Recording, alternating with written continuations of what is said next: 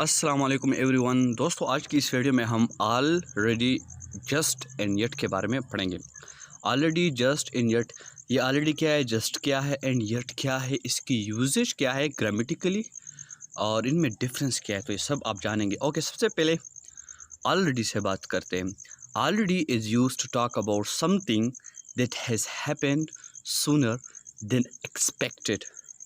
अब ऑलरेडी कब हम यूज़ करते हैं, जब हमें बात करनी हो किसी चीज़ के बारे में जो कि क्या वाक़या हुआ हो सूनर, मतलब जल्दी, देन एक्सपेक्टेड। कोई चीज़ है या कोई काम है तो वो एक टाइम पे एक्सपेक्टेड है कि इस टाइम तक ये हो जाएगा, बट वो काम उससे पहले हो गया, तो उसके लिए हम ऑलरेडी यूज़ करते हैं इंग्लिश ग्रामर में।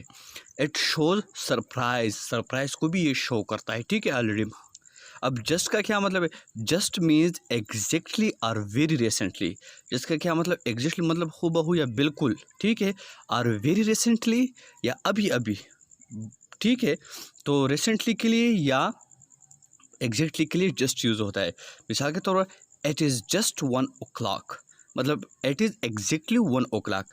ये जस्ट इसलिए यूज़ हुआ है कि मतलब बता रहा है कि एग्जैक्टली बिल्कुल ये 1 बजे। और दूसरे में शी हैज़ जस्ट अराइव, वे मतलब वो अभी पहुंची है, नो मतलब वेरी रिसेंटली, तो यहाँ पर जिसका मतलब very recently.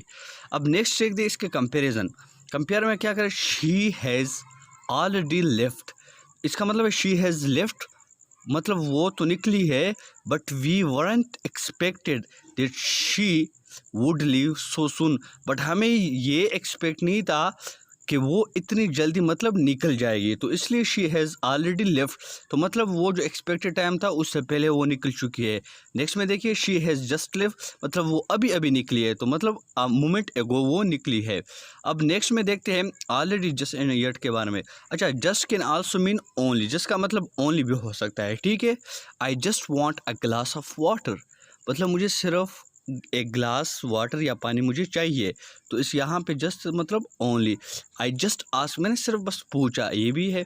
Just is not use in questions और नेगेटिव सेंटेंसेस, तो नेगेटिव सेंटेंसेस और क्वेश्चन में जस्ट नहीं यूज़ किया जाता, ये भी जहन में याद रखिए। अब आगे देखते हैं position of just yet and already, वो देखते हैं। तो already usually goes with the verb. अब ऑलरेडी क्या है? वर्ब के साथ क्या लगाया जाता है, ठीक है। If there is no auxiliary verb already goes before the verb. अगर ऑक्सिलरी वर्ब ना हो तो ऑलरेडी क्या होता है? वर्ब से पहले लगाया जाएगा, already goes before the verb, ठीक है। If there is an auxiliary verb, अगर ऑक्सिलरी वर्ब हो, it goes after the auxiliary verb, तो फिर ये ऑलरेडी ऑक्सिलरी वर्ब के बाद लगाया जाएगा। तो ये पॉइंट है, अपने साथ जहन में याद रखें। अगर ऑक्सिलरी वर्ब नहीं जानते तो मुझे कमेंट सेक्शन में ज़रूर बताइए, मैं उस पर एक अलग सी वीडियो ज़रूर बनाऊंगा। तो क्या करना है? If there is no auxiliary verb, अगर ऑक्सिलरी वर्ब ना हो तो already goes before the verb, तो वर्ब से पहले ऑलरेडी लगाया जाएगा। If there is an auxiliary verb then it goes after the auxiliary verb, तो फिर ये ऑक्सिलरी वर्ब के बाद जाएगा, ठीक है। अब आगे और इसके बारे में समझने की कोशिश करते हैं। अच्छा, ये ऑक्सिलरी वर्ब का कंसेप्ट क्लियर करते हैं। शी ऑलरेडी अराइव्ड, तो यहाँ पे ऑक्सिलरी वर्ब नहीं है, तो आप इस तरह नहीं लिख सकते कि शी अराइव्ड ऑलरेडी, तो ये ऑलरेडी आपने वर्ब से पहले लगाना है, क्योंकि यहाँ पे ऑक्सिलरी वर्ब नहीं है, ठीक है। नेक्स्ट में देखिए, शी हैज़ ऑलरेडी अराइव्ड, तो यहाँ पे ऑक्सिलरी वर्ब मौजूद है, हैज़ यहाँ पे नज़र आ रहा है आपको ना, तो आप इस तरह नहीं कह सकते शी ऑलरेडी हैज़ अराइव्ड, तो नहीं, आपने क्या करना है? ऑलरेडी को ऑक्सिलरी वर्ब के बाद लगाना है। यहाँ नेक्स्ट में देखिए, I have already finished, have you already finished, तो ये एग्जांपल है, इससे और भी समझ में आता है कि ऑक्सिलरी वर्ब से पहले कब लगाना है और उसके बाद कब लगाना है, तो ये आपने जहन में याद रखना है। अब नेक्स्ट में देखिए, yet usually goes at the end of a class, class के एंड में अक्सर यट लगाया जाता है।